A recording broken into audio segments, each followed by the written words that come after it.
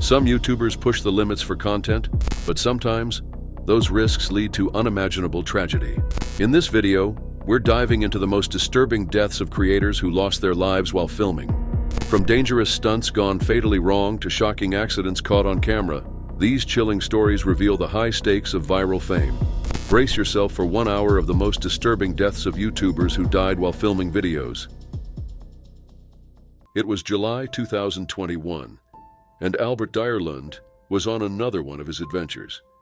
At 22 years old, Albert was a beloved Danish YouTuber known for his fun personality and creative content. That July, Albert's work had brought him to the Italian Alps. He planned to film a video for his channel on the Seseda mountain, but Albert never got to shoot his video. Instead, a devastating accident claimed his life. Albert Dyrlund's rise to prominence began in 2016 when he joined YouTube and started sharing a range of content, from comedy sketches to music videos.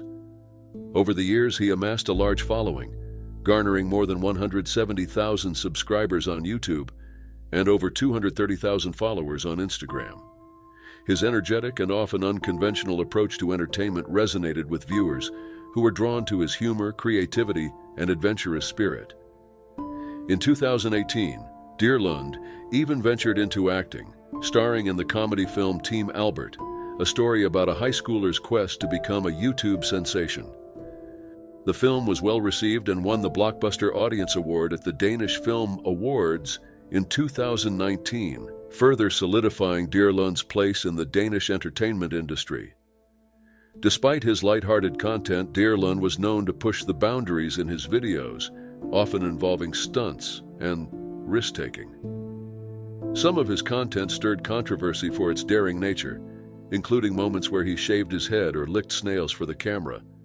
But these antics were part of what made him popular among a younger audience seeking bold, unapologetic entertainment.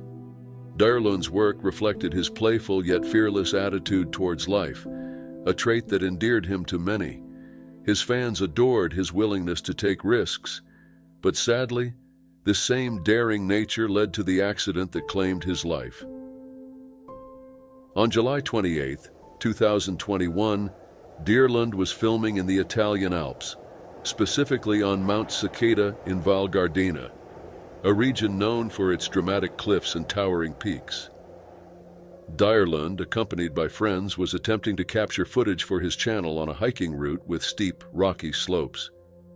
But as he filmed on the mountain, something happened.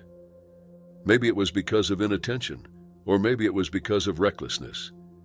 Albert was filming on a hiking trail that links two mountain peaks. The trail was steep and rocky. The unimaginable happened in an instant. 22-year-old Albert Dyrlund stumbled and fell from a staggering height of 656 feet. His friends immediately alerted the authorities. A rescue helicopter was dispatched instantly, but the rescue operation itself was complicated by difficult conditions, including dense fog. When rescuers finally reached Albert Dyrlund, the YouTuber was pronounced dead at the scene. According to reports, Dyrlund's death occurred in a matter of seconds. Friends, fellow creators, and fans expressed their grief online.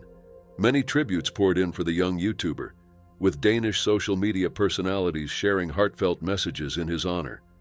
As those who knew him mourn his passing, they also celebrate the joy he brought into the lives of many. Dyrlund's memory lives on through his videos, a lasting testament to his creativity as well as his humor. Haley Cruzan, a researcher from Cornell University, noted that while social media research usually focuses on the general public, more studies are needed on the unique impact it has on influencers. Desmond's behavior in his final months, including the worrying messages he shared on platforms like Twitter, Reddit, and YouTube, showed clear signs of distress. Despite his fans' support, it was apparent that he needed continuous mental health care that unfortunately wasn't sustained. The online community's efforts to help him highlighted the gaps in the current mental health system, where individuals in crisis often don't receive long-term support. Rod Breslau, an esports consultant, reflected on Desmond's experience, observing that the pressures of online fame likely affected his mental state. Breslau emphasized how challenging it could be for influencers to manage such large audiences, especially in a high-stakes public environment like gaming and streaming. The tragedy of Desmond's passing sparked conversations around the need for better mental health resources for online influencers and content creators. Statistics from the CDC show that mental health challenges are a leading concern for young adults in the U.S., and studies suggest that increased time on social media can lead to feelings of anxiety and sadness. However, these studies often overlook the experiences of influencers who face unique pressures to engage constantly with their audiences. Dr. Victor Schwartz, Chief Medical Officer of the JED Foundation, highlighted the importance of mental health resources tailored to young people. He called for more proactive intervention from social media platforms, which could help connect individuals in need with professional resources. While Desmond's online community took steps to support him, there were limitations to what his fans and friends could do. Desmond's passing has also renewed discussions on the responsibilities of social media platforms to protect the mental health of their users, especially those with large followings. Many hope his story will raise awareness about the mental health struggles that influencers face. Breslau commented on the impact of Desmond's life and work, saying that he was an important figure in the Nintendo and Smash gaming communities, and that his legacy as an entertainer would be remembered fondly. Desmond's story is a reminder of the challenges faced by those in the public eye. His struggle illustrates the need for compassionate mental health support and a stronger safety net for those navigating the intense demands of online fame. His legacy underscores the importance of addressing mental health more openly and creating a system that truly supports individuals during difficult times. It was September 27, 2024, in Tbilisi, Georgia. Irina Glazunova, a 27-year-old TikTok personality from Russia, was enjoying an evening out with friends. Known for her lively personality and regular social media updates, Irina documented much of her life for her followers, including her adventures that night. As they walked around Tbilisi, she recorded a video, capturing fun moments with her friends. During their outing, the group found themselves at a subway station. It was dark, with the only light coming from the station itself. Irina, standing near the stairs leading down to the underground, decided to sing a song by the Russian band Hunger Boys titled "For the Last Time." Her friend recorded her performance on their phone. Focused on singing and engaging with the camera, Irina didn't notice a low wall just ahead at the edge of the stairs. In a sudden, tragic misstep, she tripped over the knee-high barrier, disappearing over the edge into the underpass below. Her friend's recording captured her final moments, including a scream before the video went black, followed by her friends' panicked voices as they rushed to help. Local media reported that Irina was immediately taken to the hospital. She had suffered severe injuries, including head trauma. Despite medical efforts, she did not survive. Her passing shocked her friends and fans, turning an ordinary night into a tragic event. Soon after, a memorial appeared at the site where Irina fell. People left flowers and messages in her memory, expressing sympathy for her family and friends. The incident also led to significant attention on social media, where the video of her accident quickly went viral. Many raised questions about the station's safety, particularly the low wall that Irina had tripped over. Social media users voiced their concerns, with one person commenting on the lack of a guardrail around the edge, describing it as a serious hazard in the dark. Another person suggested that a barrier would improve safety, while a few questioned the risks of filming in public places without attention to surroundings. Some users even called for restrictions on TikTok, frustrated by the dangers that came with recording while distracted. In response to the growing concerns, Tbilisi's City Hall addressed the matter. Officials noted that the subway station's design dated back to the Soviet era, meeting the standards of that time. Kaka Kaladze, Tbilisi's mayor, assured that the station was aligned with current safety standards. However, the public remained unconvinced, demanding updates to prevent similar incidents. Irina's passing raised further questions. Why was a high-risk structure left unprotected? Could a simple safety measure have prevented the tragedy? These concerns echoed widely as people mourned her loss. Her story tells everyone of the potential risks in everyday activities. A simple video recording, something Irina had done countless times, ended with tragic consequences. The accident also underscored the need for improved safety standards in public spaces, especially heavily trafficked areas. In the days following her passing, people reflected on the importance of awareness in public places and the dangers of becoming overly focused on screens while in transit. The memorial at the station stood as a reminder of a life cut short and a silent call for caution. Irina's family and friends continue to grapple with their loss. They remember her as a lively, joyful person who brought happiness to those around her. The videos she once posted for entertainment have now become cherished memories, but they also highlight the pain of her absence. The Tbilisi community also felt the impact of this tragedy. Irina's accident brought attention to public safety concerns, igniting calls for better infrastructure to protect citizens. The discussions about updating safety measures became more pressing, with many urging immediate changes.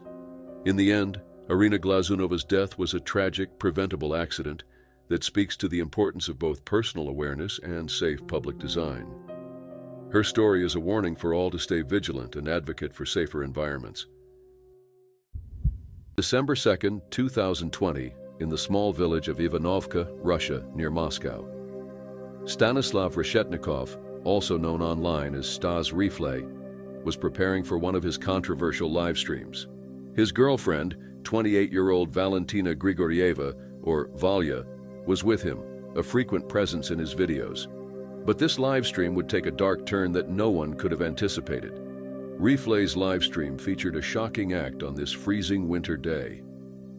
Valentina, dressed only in underwear, was forced onto the balcony in sub-zero temperatures. This wasn't spontaneous. Viewers reportedly encouraged it and paid Replay $1,000 to carry out the act. What started as a cruel stunt spiraled into a tragedy. As the stream continued, Valentina's condition worsened. Replay could be heard addressing her, asking, "Valya, are you okay?" But she didn't respond. Concerned, he brought her inside, only to discover that her pulse was gone. Despite this, the live stream continued, even as paramedics arrived and declared her deceased. An investigation later revealed that Valentina's cause of death was hypothermia. However, her body also showed signs of prior injuries, including bruises and head trauma.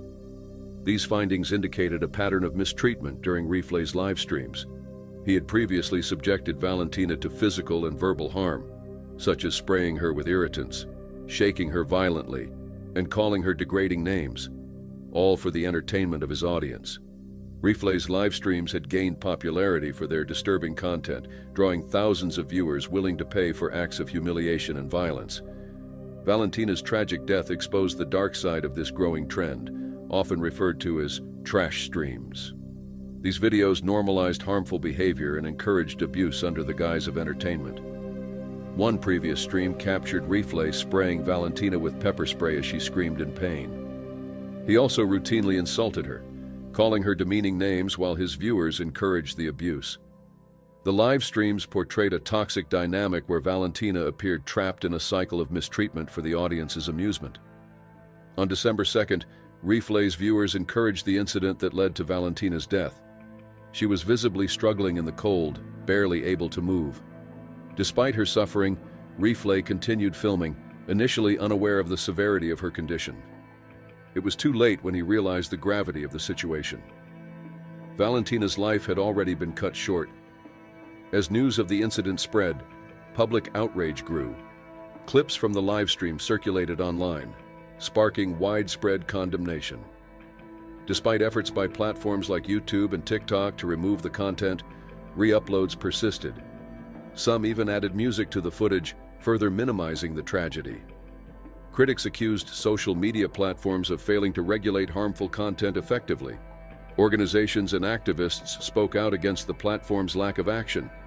Andy Burrows of the National Society for the Prevention of Cruelty to Children, NSPCC, criticized tech companies for allowing such videos to remain accessible, calling for stricter policies to prevent similar incidents.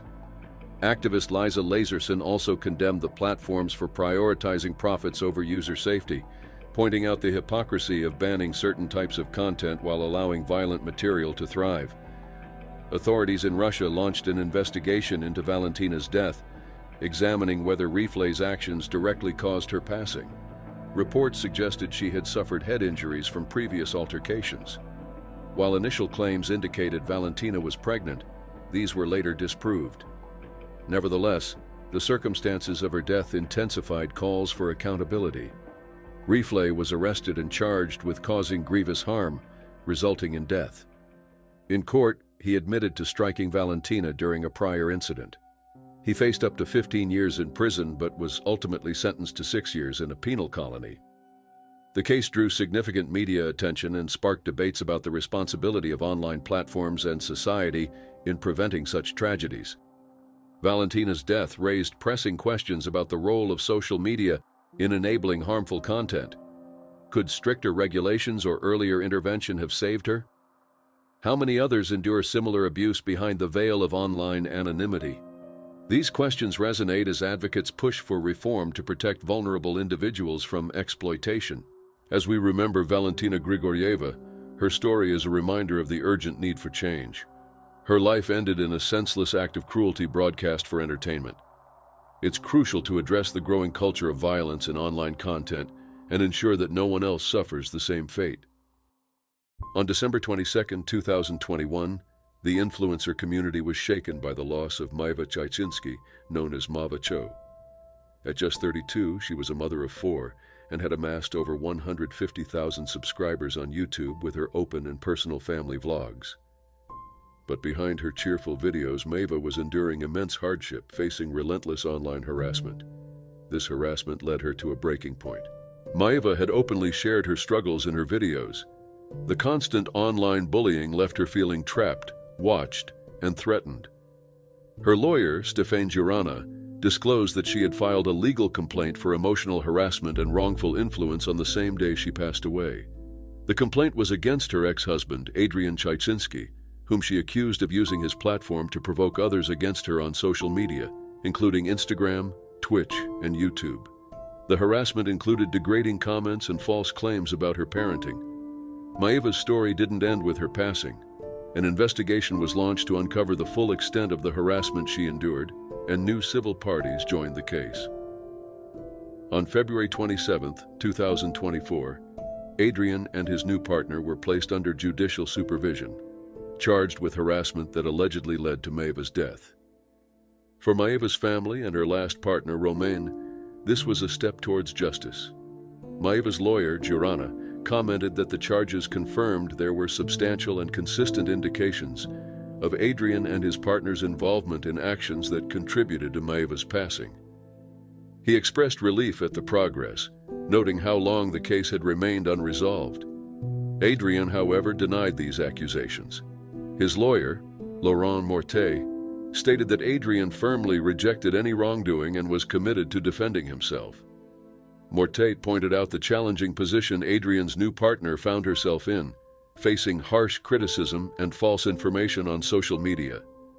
Maeva's online journey began in 2013, and she gained significant popularity in 2018 when her YouTube following exceeded 100,000. She shared her life as a mom without filters on her channel Mavachu, an unapologetic mom. She also appeared on a reality show in 2017, which boosted her reach. By the end of her life, Maeva had 151,000 subscribers on YouTube, 90,000 followers on Instagram, and 38,000 on Facebook. However, her personal life was complex. She lived in Batilly, Meurthe-et-Moselle, with Adrien, and they ran a marketing and information business together while raising 4 children. In 2018, they even established a charity to support orphanages called Pour une petite souris, but their relationship deteriorated, ending in a difficult split. In the months leading up to her passing, Maeva filed 5 complaints against Adrian for emotional distress. However, these complaints did not see immediate action, adding to her frustration. Adrian, who went by Adrian Vlog and Blah Blah online, posted a video in response to the allegations, denying any part in the cyberbullying. He expressed sorrow, claiming he would continue supporting their children despite the conflict with Maeva. Adrian accused media outlets and other individuals of creating hatred and misinformation. In his video, which garnered over 140,000 views, Adrian read out hurtful messages that he and his new partner received after Maeva's passing. He described this as part of the continuous harassment they were facing and vowed to protect his children and counter the negativity on social media. Meanwhile, the public prosecutor's office in Epinal has not yet made an official statement regarding Maeva's death and her complaint against Adrian. Her family and friends, however, are still grieving, and they hope for justice and closure in her case. Maeva's tragic end raises difficult questions. Could her complaints have received attention sooner? Should social media platforms take more action to prevent harassment? Could more support from her online community have made a difference? These unresolved questions highlight the severe impact of online harassment and the importance of addressing it. Her story is a sad example of the darker side of social media. Influencers like Maeva can inspire many, but they are also vulnerable to the toxicity that can arise online.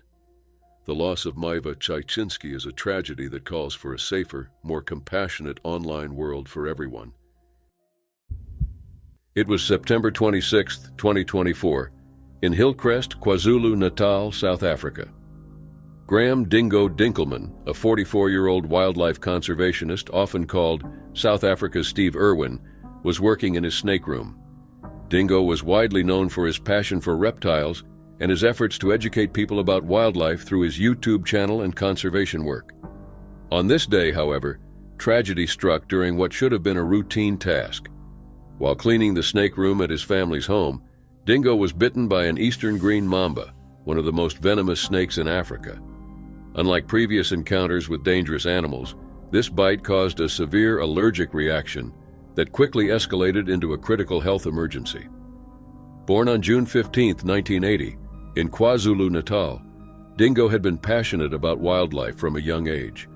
His love for animals grew during his time at Maritzburg College and later through his work with the Natal Parks Board. Over the years, his fascination with reptiles turned into a lifelong mission. He started by rescuing and rehabilitating animals at home and eventually founded Dingo's Farm and Reptile Park in 2021. This sanctuary allowed visitors to interact with wildlife while promoting conservation and education. Dingo's personal life was deeply intertwined with his professional pursuits. He and his wife, Kirsty, shared a love for wildlife and worked together on their conservation efforts. They had 3 children, Taylor, 14, Maddie, 12, and Rex, 9. The entire family often appeared in his YouTube videos, showcasing their shared passion for animals and connecting with viewers worldwide. Dingo's work was driven by his motto, educate, inspire, protect. His dynamic personality and fearless approach to handling dangerous animals attracted over 100,000 YouTube subscribers and 650,000 Instagram followers. Whether interacting with a deadly black mamba or feeding their pet giraffe, Elliot, Dingo's enthusiasm was contagious. However, the bite from the green mamba proved catastrophic. Due to his allergy to snake venom, the reaction was immediate and severe. Kirsty later shared on social media that Dingo had been bitten by a venomous snake, causing a severe allergic reaction that sent him into a critical state. Dingo was rushed to the hospital where doctors placed him on a ventilator and induced a coma to stabilize his condition. Despite the medical team's relentless efforts, the venom caused significant complications. For a month, Dingo fought for his life in the intensive care unit. Under heavy sedation, his body struggled to recover. Kirsty and their children visited him daily, cherishing the moments they could be by his side. Fans and supporters from around the world sent messages of encouragement and prayers, hoping for his recovery. Kirsty provided regular updates, expressing gratitude for the overwhelming support. But the situation remained grim. Despite the doctor's best efforts, Dingo's condition did not improve. On October 28, 2024, 1 month after the bite, Dingo passed away peacefully, surrounded by his loved ones. In a heartfelt statement, Kirsty shared that Dingo had fought incredibly hard, but despite his resilience, he had passed away peacefully that day. Tributes poured in from fans, friends, and fellow conservationists who remembered Dingo as a fearless and compassionate individual dedicated to wildlife. One fan shared how Dingo had inspired them to overcome their fear of snakes, highlighting his unmatched passion and kindness. Many noted how his efforts had changed the way people viewed animals, encouraging them to value and protect wildlife. Dingo's impact on conservation extended far beyond his online presence. From dehorning rhinos to collaring elephants, his hands-on efforts contributed significantly to protecting endangered species. His purpose in life had been to help people connect with animals and appreciate their importance. Though his professional achievements were remarkable, Dingo's greatest joy was his family. Kirsty shared how their decision to homeschool their children allowed them to travel and experience incredible wildlife adventures together, such as working with wild lions. These experiences created lasting memories and strengthened their bond as a family. Graham "Dingo" Dinkelman's legacy will continue to inspire future generations to respect and protect wildlife. He will always be remembered for his courage, passion, and dedication to animals and the people who care for them. On July 14, 2019, in Utica, New York, Bianca Devins, a 17-year-old recent high school graduate, had a strong online presence where she shared her interests in emo fashion and video games. Bianca was excited about her future, planning to study psychology at Mohawk Valley Community College, and often used social media to share her thoughts and experiences. But on this day, Bianca's story took a devastating turn. A few months prior, Bianca had met 21-year-old Brandon Clark on Instagram. Their connection grew, though it seemed more meaningful to Brandon than it did to Bianca. On July 13th, they attended a concert together in New York City. The next morning, while driving back to Utica, an argument erupted. Details were unclear, but it led to a violent act that ended Bianca's life. After the incident, Brandon posted disturbing images of Bianca on social media platforms like Instagram and Discord. These images quickly circulated, shocking those who saw them. One viewer from Tennessee contacted the Utica Police Department, reporting the photo of Bianca with a serious neck injury, tagged with a Utica, New York location. When officers arrived at the scene, they found Brandon beside his car with self-inflicted injuries, attempting to take his own life. Despite his wounds, he was still conscious and had been posting photos of himself online. Police subdued him and rushed him to the hospital, where he underwent emergency surgery. Bianca's family was devastated. They issued a statement sharing their grief, remembering Bianca as a talented artist and a loving sister, daughter, and cousin. They spoke of her bright smile and expressed sorrow over her life being cut short. Bianca's death resonated far beyond her family. In the aftermath, some members of an online incel community rallied around Brandon, praising him and posting hurtful comments about Bianca. For her family and friends, this additional cruelty was deeply painful to endure. Kimberly Devins, Bianca's mother, later spoke about the trauma of seeing her daughter's photos spread across the internet. Strangers would send these images to her and Bianca's sister, Olivia, or tag them in posts filled with hateful messages. The internet seemed to be relentless in its insensitivity. Bianca's friends were also deeply affected. One of her close friends, young Shim, expressed anger at those who shared the images just for views or likes, with little regard for Bianca or her loved ones. Some supporters, however, tried to shift the narrative by honoring Bianca's memory and countering the negative comments. Even years later, her social media accounts remained active, attracting both support and hate. During his trial, Brandon pleaded guilty to second-degree murder and received a sentence of 25 years to life in prison. In court, he apologized, acknowledging that Bianca didn't deserve what happened and expressing regret for his actions, though he admitted that his apology could never undo the harm he caused. The nature of Bianca and Brandon's relationship is still debated. Some describe them as friends, while others imply a romantic involvement. What's clear is that Brandon's obsessive feelings led to a tragic outcome. Reports from the trial suggested that jealousy was a factor, as Brandon might have been upset over Bianca's interaction with another man at the concert. Bianca's public death and the exploitation of her story online showed the darker side of social media. The widespread distribution of graphic images and cruel remarks turned her passing into a spectacle, leaving her family and friends with constant, painful reminders. Kimberly Devins continues to speak out, hoping to raise awareness about the dangers of social media and the need for better protection against online exploitation.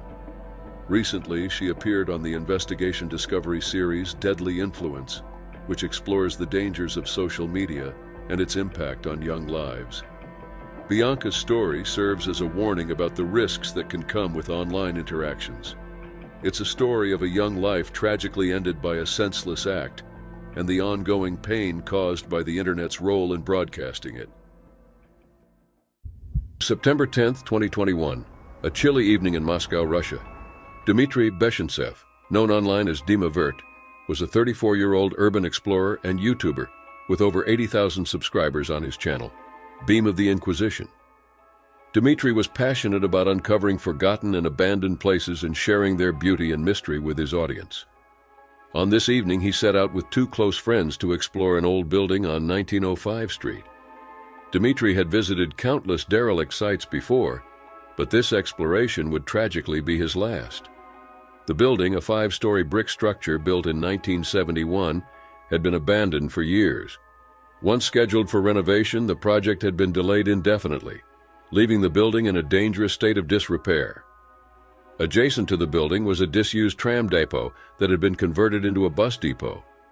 Despite its condition, Dmitry and his friends planned to climb to the rooftop to capture breathtaking views of Moscow's skyline and create content for his channel. As the trio approached the building, they carefully navigated its crumbling exterior.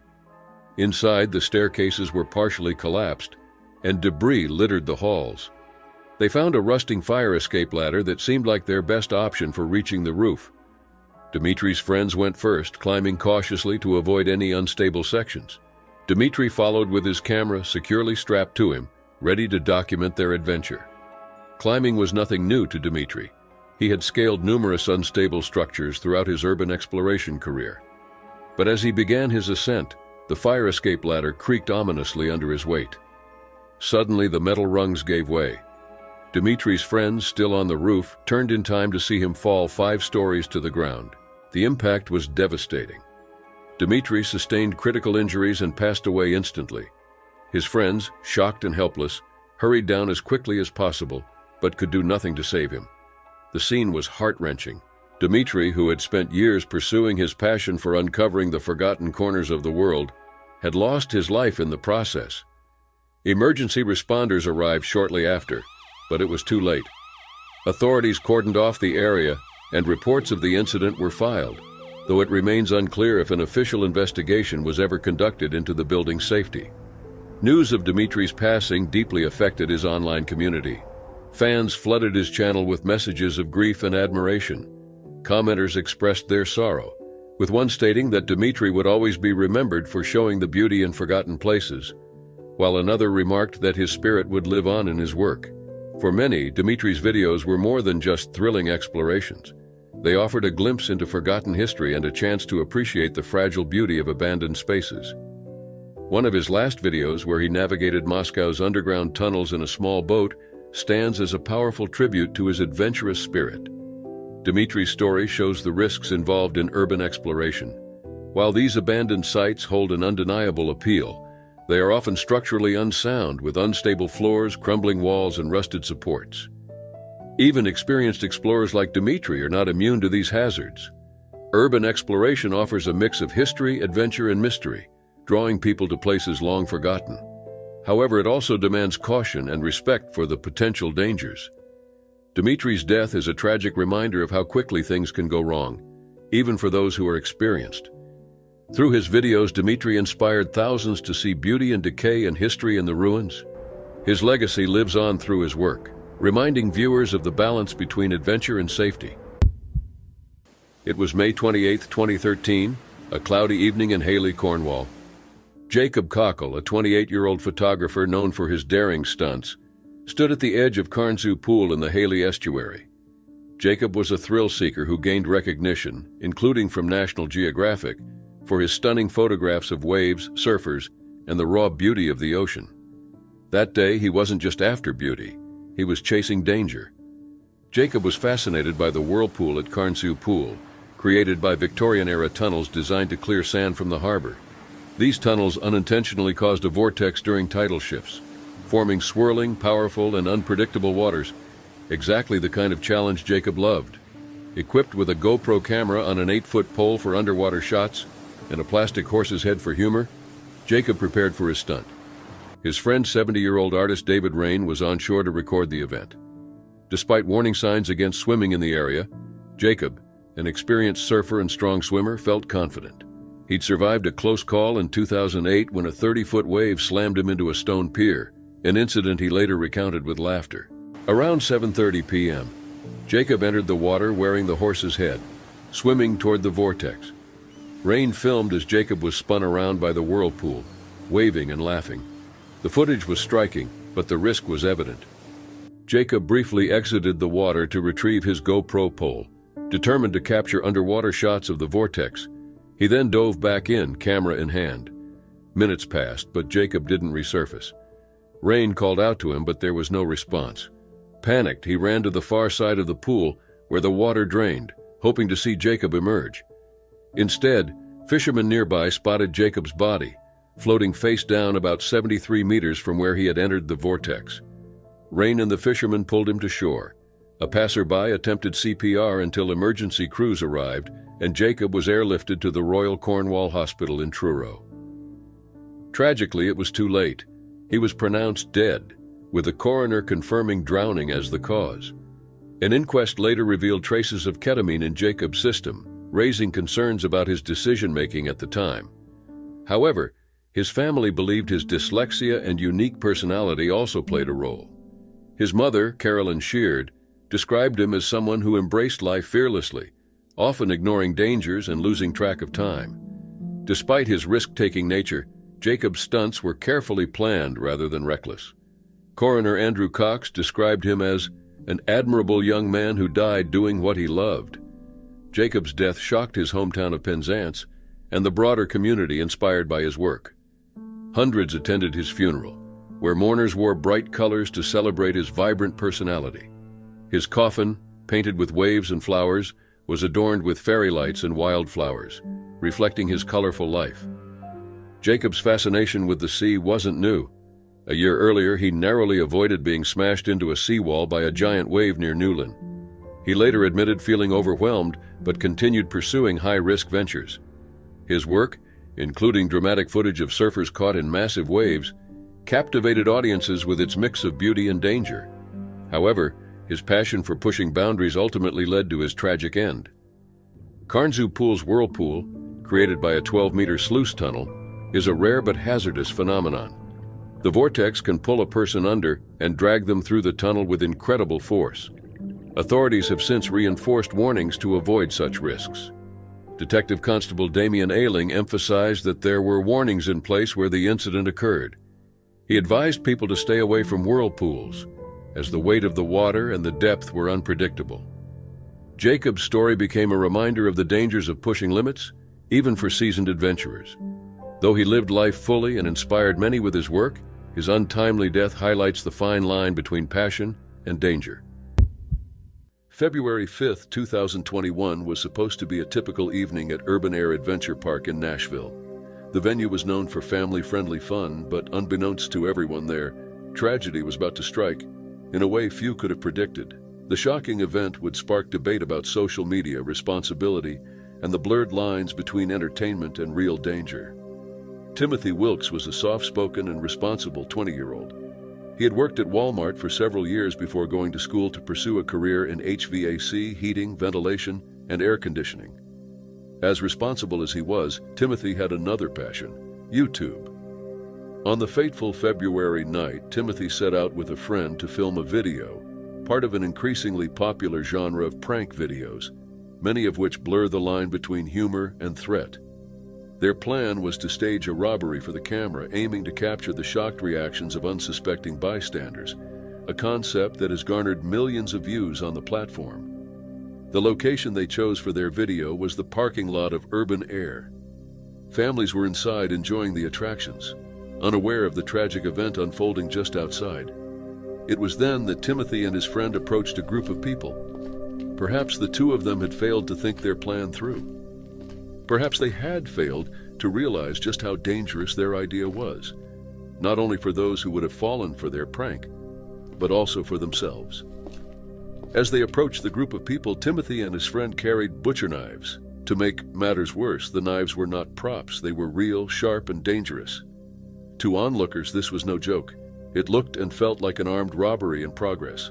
Among the group they approached was 23-year-old David Starnes, Jr. Unaware that he was part of a staged video, Starnes saw the knives and reacted in fear for his life and the lives of those around him. In an instant, the situation escalated from a misguided prank to a deadly confrontation. Starnes, acting in self-defense, pulled out a gun and shot Timothy Wilkes, killing him on the spot. And just like that, a 20-year-old was dead. When police arrived at the scene, Starnes admitted to the shooting. He told investigators he had no idea it was a prank and believed he was in real danger. Witnesses confirmed that Wilkes and his friend had been filming a robbery prank for a YouTube video. Despite the tragic outcome, no charges have been filed against Starnes. The police deemed his actions to be in self-defense. Timothy Wilkes' death deeply affected his grandmother, Shirley Berry, who later expressed her devastation and confusion. She revealed that she had been unaware of Timothy's involvement in YouTube videos, calling it a mystery to her. As she grieved the loss of her grandson, she hoped others might learn from this tragedy. She called on parents and guardians to be more aware of what their children are doing online, particularly on platforms like YouTube, where dangerous trends can lead to real-life consequences. What happened that night in Nashville was a confluence of poor judgment, fear, and a deadly misunderstanding. A young man with his future ahead of him lost his life, and another will carry the burden of having taken that life, even if in self-defense. Timothy Wilkes is remembered as a role model for his younger siblings, a serious young man who carried himself with dignity. It was October 29, 2024 in northern Sweden. Storm de Buell, a 22-year-old Belgian YouTuber, was trekking alone through the remote Jokkmokk region of Lapland. Known for his love of nature and solitude, Storm spent much of his time exploring rugged terrains, documenting his adventures on his YouTube channel, Storm Outdoorsy. Despite his survival skills, this journey would be his last. Storm had been traveling in his Peugeot 307, setting up camp in isolated areas and immersing himself in the wilderness. His videos combined breathtaking landscapes with practical tips on outdoor survival, earning him a modest audience of over 1,100 subscribers. For Storm, nature wasn't just a passion, it was a way of life.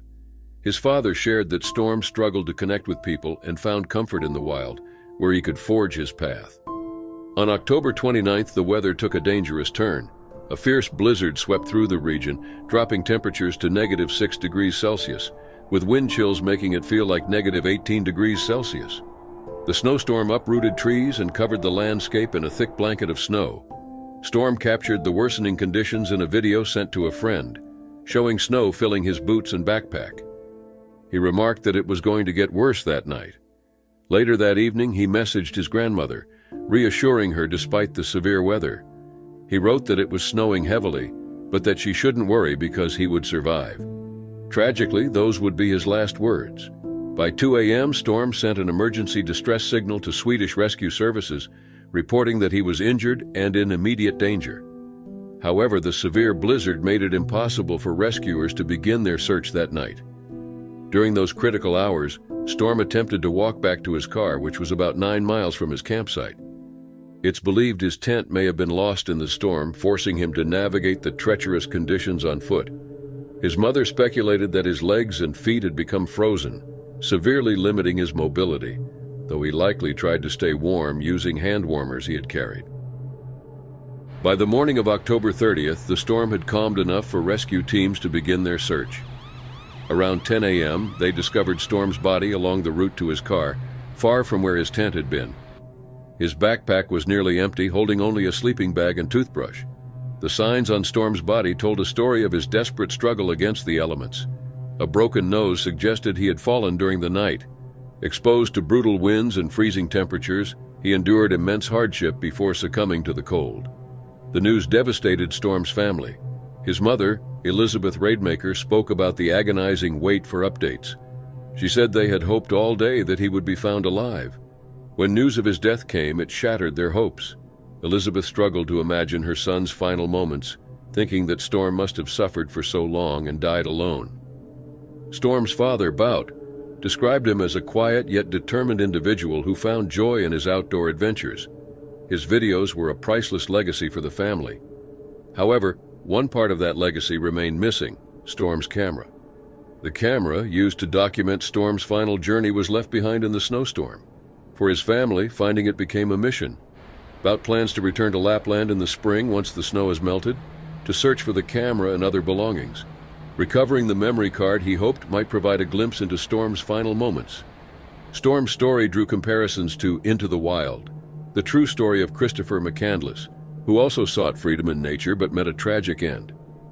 Elizabeth acknowledged the parallels but emphasized that their focus was on remembering Storm for who he truly was. They didn't want to make him a hero, but simply wanted people to remember him as he was, quiet, yet with a depth that touched everyone who knew him. Storm DeBuell's journey into the wilderness shows his adventurous spirit and a reminder of the unforgiving power of nature. For his family, his legacy lives on through his videos, and they hope to preserve his memory by uncovering the last pieces of his story. January 2015, fitness model and actor George Gregory Plitt Jr., better known as Greg Plitt, was no stranger to daring videos.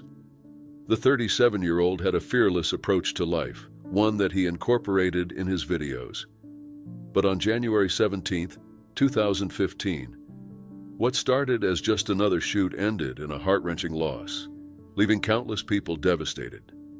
Greg Plitt had always been a larger-than-life figure, inspiring others with his incredible physique, discipline, and relentless drive. A West Point graduate and former Army Ranger, Plitt had spent 5 years serving his country, a testament to his unyielding determination and dedication.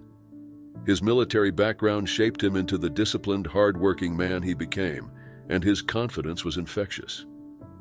After leaving the Army, Plitt transitioned into a career in fitness and modeling, quickly becoming a dominant figure in the industry. His face and chiseled body graced the covers of over 250 fitness magazines, making him one of the most recognizable figures in fitness culture. He wasn't just a fitness model, though. Plitt was also an actor, appearing on the Bravo television series Workout and NBC's soap opera Days of Our Lives. His likeness even served as the basis for the muscular, godlike figure of Dr. Manhattan in the 2009 film Watchmen. He had built an empire of fitness, motivation, and self-discipline, attracting a massive following that admired his relentless work ethic and drive to push boundaries. Fans flocked to his social media channels for inspiration, and Plitt was always eager to deliver. However, his thirst for excitement and desire to push the limits would ultimately lead him down a fatal path. It was January 17, 2015, when Plitt and 2 crew members set up along the railroad tracks in Burbank, California, to film a video meant to promote an energy drink. It wasn't the first time Plitt had filmed on those tracks. He had previously filmed videos of himself performing exercises on the rails as trains passed behind him. This time, however, things would go tragically wrong. Plitt began running alongside the track, seemingly unaware of the southbound Metrolink commuter train approaching behind him. A rock climber, skydiver, and all-around adrenaline junkie, Plitt had jumped out of planes more than 1,000 times during his military career. Risk was nothing new to him. But this time, his confidence betrayed him. When the train's horn blared, Plitt and his crew likely believed it was on an adjacent track. He continued running, trying to capture the perfect shot, but in a cruel twist of fate, Plitt was on the same track as the oncoming train. What happened next was irreversible and horrifying. Investigators later determined that Plitt had misjudged the situation, perhaps not realizing the train was barreling down on the track he was running along. In a desperate attempt to escape, Plitt tried to run out of the train's path, but he failed to do so. The train, unable to stop in time despite the engineer applying the emergency brakes, struck Plitt, ending his life almost instantly. The entire incident was captured on the train's onboard cameras. In the wake of his death, Plitt's family, friends, and fans struggled to make sense of the tragedy. His girlfriend, Christina Steiskal, tearfully explained that he was just trying to get the best shot, echoing what many close to him had said about his relentless pursuit of excellence. He lived life on the edge, constantly pushing himself to new heights, and it was this drive that ultimately led to the fatal miscalculation. Plitt's death was later ruled a tragic accident. Greg Plitt died of multiple blunt force injuries, while his friends and family mourned the loss of a man they described as larger than life. Investigators worked to understand why such a dangerous shoot had been conducted without proper permits or safety measures in place. The filming location was on a restricted area of the tracks, and no one had the authority to be there. Plitt's death was a stark reminder of the risks that come with pushing physical limits.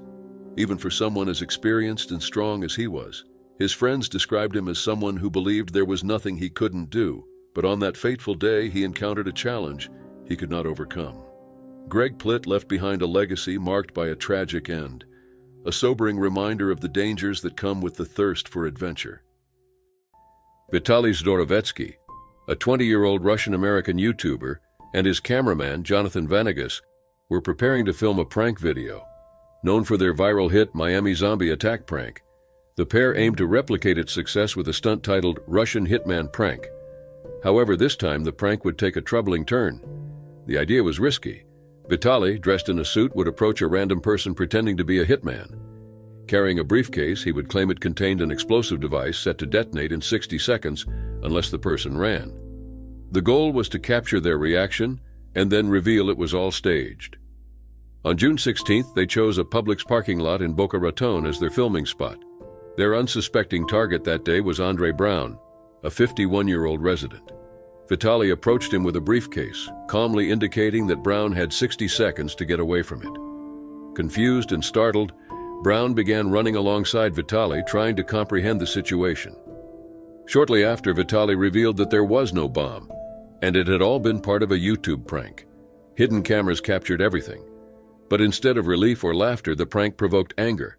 Brown, already dealing with a frustrating day, reacted furiously. Witnesses later reported that Brown expressed his frustration, citing how the prank had made his already bad day worse. Despite Vitaly's repeated apologies, Brown's frustration escalated. He confronted both Vitaly and Jonathan, physically retaliating against the pranksters. Video footage showed Vitaly attempting to apologize, but his words did little to calm the situation. Witnesses reported that Brown shoved Vitaly to the ground before turning his anger on Jonathan, pulling him down as well. As tensions rose, someone called the police. When officers arrived, they determined the prank had crossed a serious boundary. Jonathan was arrested and charged with creating a bomb hoax, a felony offense. He spent 20 hours in jail before being released. Vitaly avoided arrest at the scene but later faced questioning. In interviews, he expressed regret for upsetting Brown but defended his actions, stating that as pranksters, they didn't fight back, emphasizing it wasn't considered professional. The video, titled Russian Hitman Prank Gone Wrong, quickly went viral, gathering over 137,000 views in just a few days. However, the backlash was significant. Many criticized the pair for their recklessness, especially given public safety concerns in a post-9/11 era. Using a fake bomb as part of the prank was widely regarded as insensitive and dangerous. This wasn't the first time Vitaly and Jonathan faced criticism for their content. Their earlier Miami Zombie Attack prank had also sparked outrage. Released shortly after a real-life tragedy in Miami, the video featured Vitaly pretending to be a zombie and chasing strangers. In one incident, a frightened individual pulled out a firearm, nearly turning the prank into a disaster. Despite these controversies, Vitaly continued producing prank videos, often involving elaborate and risky setups. While some appreciated his creativity, others saw his actions as irresponsible and potentially harmful. The incident in Boca Raton highlighted the ethical dilemmas surrounding pranks and the pursuit of online fame. It raised questions about when a joke goes too far and whether exploiting someone's fear for entertainment is ever justified. For Andre Brown, the experience was far from amusing. It was an invasion of his personal space and a disruption to his sense of security. The involvement of law enforcement and resources like the bomb squad also underscored the potential real-world consequences of such stunts. What Vitaly and Jonathan intended as lighthearted entertainment ended up costing time, resources, and public trust. As of today, Russian Hitman Prank Gone Wrong remains a controversial example of the risks associated with blurring the lines between humor and reality. While Vitaly and Jonathan have since moved on to other projects, the incident reminds us of the lasting impact such pranks can have, not only on their targets but also on their creators. 2nd, 2023, in the Mill Hollow area of Wasatch County, Utah. Ken Block, a legendary rally driver and YouTube personality, had been spending the holiday season with his family at a remote mountain lodge. Known for his love of extreme sports, Ken had shared his excitement for the day on social media, posting a video showcasing fresh snow, snowmobiles lined up for action, and his new Ski-Doo Summit X Turbo. He described the snowmobile as a powerful machine he was eager to test. After spending part of the day with a group, Ken set out on a solo snowmobiling ride around 2 p.m. The conditions were perfect for the activity: deep snow, crisp air, and challenging terrain. However, the day took a devastating turn when Ken's snowmobile flipped while attempting to climb a steep slope, landing on him. The impact was fatal. Ken Block was pronounced dead at the scene. At 55, he was celebrated for his daring stunts and expertise in various extreme sports, including rally racing, motocross, and skateboarding. Despite his vast experience, this accident proved fatal. Authorities confirmed that Ken was alone during the accident, although he had been with others earlier. Emergency responders arrived quickly but were unable to help due to the severity of his injuries. Ken's death shocked the motorsports and action sports communities. He was a rally racing icon, social media influencer, and devoted family man. Ken's Gymkhana video series featuring thrilling stunts in rally cars had earned him millions of fans worldwide. His Hoonigan Racing division became a recognized name in the industry, and his contributions to motorsports were unparalleled. Beyond his career, Ken was a loving husband to Lucy and father to 3 children, including Leah, his 16-year-old daughter who had followed in his footsteps, competing in rally racing since she was 11. Ken's journey to fame started long before his viral videos. In 1994, he co-founded DC Shoes, a global sportswear brand that gained success through athlete endorsements. Ken shifted his focus to rally racing after selling the company for $87 million in 2004. He began competing in 2005, earning Rookie of the Year honors in the Rally America Championship. Over the next decade, he secured 16 national rally titles and competed in the World Rally Championship, becoming one of the few Americans to score points. While his racing achievements were impressive, Ken's charisma and passion for action sports made him unique. He shared his adventures on social media, connecting with fans through behind-the-scenes videos and spectacular stunts. His YouTube channel gained nearly 2 million subscribers, and his Gymkhana series alone drew millions of views, solidifying his place in motorsports history. Recently, Ken had partnered with Audi to promote electric vehicles, blending his love for innovation with his business acumen. This partnership highlighted his ability to merge passion with enterprise. Ken's untimely passing cut short a life filled with groundbreaking achievements. Just days before the accident, he had tested the Ski-Doo snowmobile in Idaho, noting its immense power and occasional difficulty controlling. Hours before the accident, he enthusiastically posted about taking the machine for another ride. Despite his excitement, Ken was aware of the risks involved in extreme sports. However, the steep terrain and powerful snowmobile ultimately led to the fatal outcome. Tributes poured in from fans, athletes, and colleagues. Many remembered Ken as a visionary, a pioneer, and a family man who pursued life with relentless energy. His legacy in motorsports and action sports remains significant. He revolutionized rally racing and drifting, inspiring countless fans and athletes. Ken's family, who had been with him during the holidays, faced an immeasurable loss. His wife, Lucy, and their children had often shared in his adventures, from snowmobiling to rally racing. Many expect Leah, his daughter, to continue his legacy in the racing world. His team, Hoonigan Racing, released a heartfelt statement. Ken was a visionary, a pioneer, and an icon. Most importantly, he was a father and husband. He will be deeply missed. Ken Block's legacy lives on in his family, fans, and motorsports world. He redefined what was possible in rally racing and extreme sports, leaving a mark that will not be forgotten.